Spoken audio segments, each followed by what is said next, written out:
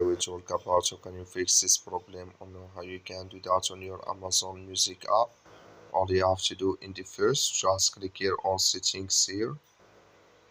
So then it's going to take you to this list. It's going to show for you like this.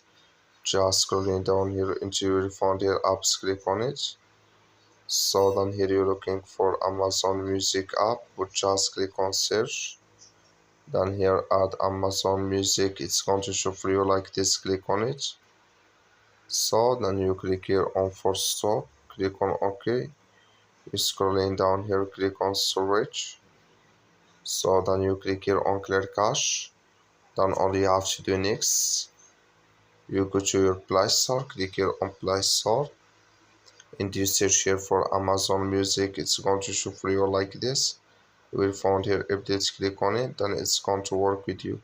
That's all you have to do. That's all. Thank you for watching. Don't forget to support us by liking, subscribe.